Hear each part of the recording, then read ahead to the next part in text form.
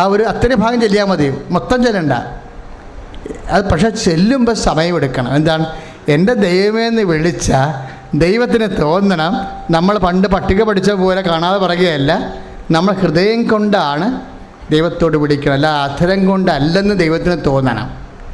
എൻ്റെ ദൈവമേ പറഞ്ഞ് ഏറ്റവും നല്ലവനും എല്ലാത്തിനും ഉപരി. എൻ്റെ വാക്കിൻ്റെ അർത്ഥം മനസ്സിലായ?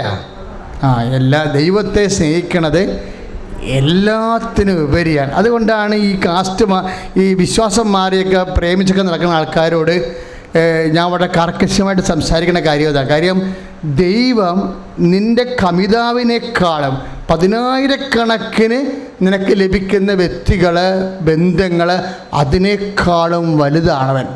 അതാണ് എല്ലാത്തിനേക്കാളും ഉപരി എന്ന് പറഞ്ഞേ. സ്നേഹിക്കപ്പെടാൻ. അപ്പോൾ ദൈവത്തെയാണ് എല്ലാത്തിനേക്കാൾ ഉപരി സ്നേഹിക്കുന്നുണ്ടെങ്കിൽ നിൻ്റെ മനസ്സിലുണ്ടാകണം, നിൻ്റെ വയറ്റിലുണ്ടാകുമ്പോൾ കുഞ്ഞ് പോലും കർത്താവിനെ അറിയണ കുഞ്ഞായിരിക്കണമെന്ന് ഇല്ലേ? അതാണ് ദൈവപേടി എന്ന് പറയണത്. കാര്യം എന്താണ്? എൻ്റെ ദൈവം, എൻ്റെ രക്തത്തിൽ പിറക്കുന്ന കുഞ്ഞ് എൻ്റെ ദൈവത്തിന് അറിയണം എന്ന് പറഞ്ഞ് കല്യാണം കഴിക്കാതെ പറഞ്ഞാൽ മതി, കഴിച്ചിട്ട് പറയണ്ട. കഴിക്കാതെന്ന് പറഞ്ഞ് എൻ്റെ രക്തത്തിൽ പിറക്കുന്ന കുഞ്ഞ്, സത്യം പറ, എൻ്റെ രക്തത്തിൽ പിറക്കുന്ന കുഞ്ഞ് എൻ്റെ കർത്താവിനെ അറിയുന്നവനാകണം. സ്തുതിക്കട്ടെ. Hallelujah, hallelujah, hallelujah, hallelujah. കരങ്ങൾ ഉയർത്തിക്കൊണ്ട് സ്തുതിക്കട്ടെ. കർത്താവായ ദൈവമേ, വിവാഹപ്രായമായ മക്കളെ സമർപ്പിച്ച് പ്രാർത്ഥിക്കുന്നു. സന്താനരഹിതരായ മക്കളെ പ്രാർത്ഥിക്കുന്നു.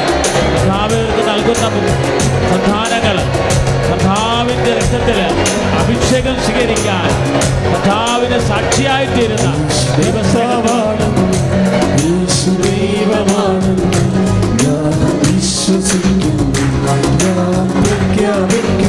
പാടാം.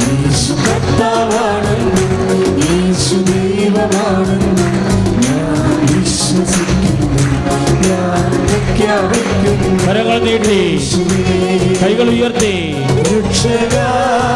വിശ്വാസത്തോടെ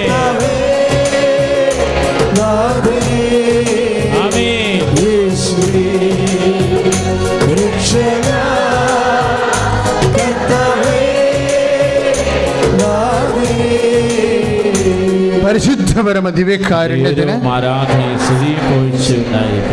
അപ്പം നമ്മൾ കർത്താവ് ശുശ്രൂഷ തുടങ്ങിയത് എങ്ങനെയാണ്?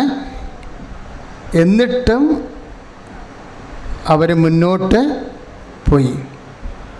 സാഹചര്യം എന്തായാലും, എത്ര പ്രതികൂലമായാലും വിശ്വാസി മുന്നോട്ട് പോകും. വിശ്വാസത്തിൻ്റെ എല്ലാ പ്രവർത്തനങ്ങളും അങ്ങനെയാണ്. വിശ്വാസത്തിൻ്റെ എല്ലാ പ്രഖ്യാപനങ്ങളും അങ്ങനെയാണ്. ഇപ്പം പൂനെയിലെ എയിംസിൽ റെക്കോർഡിസ്റ്റായിട്ട് ജോലി കിട്ടിയ ചേട്ടൻ്റെ സാക്ഷ്യം പറഞ്ഞില്ലേ? എന്നാ പറഞ്ഞത്? അദ്ദേഹത്തിന് ടെർമിനേറ്റ് ചെയ്തിട്ടും അദ്ദേഹം പ്രാർത്ഥന മുന്നോട്ട് കൊണ്ടുപോയി. ഉടമ്പടി പിന്നെ മുന്നോട്ട് കൊണ്ടുപോയി. ഗവൺമെൻറ് ഓർഡർ ഇറക്കിയതാണ്, സെൻട്രൽ ഗവൺമെൻറ് ഓർഡർ ഇറക്കിയതാണ്. ബി ഗ്രേഡിലുള്ള ബി കാറ്റഗറിയിലുള്ള എല്ലാ അപ്പോയിൻമെൻറ്റ്സും സ്റ്റോപ്പ് ചെയ്തിരിക്കണമെന്ന്. തീർന്നു.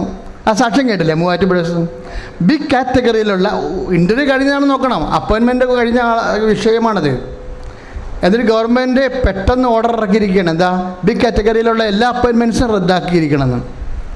അപ്പോഴും ആ മനുഷ്യൻ മുന്നോട്ട് പോവുകയാണ്. എന്താണ്? വന്ന് ഉടമ്പടി ചെയ്തു.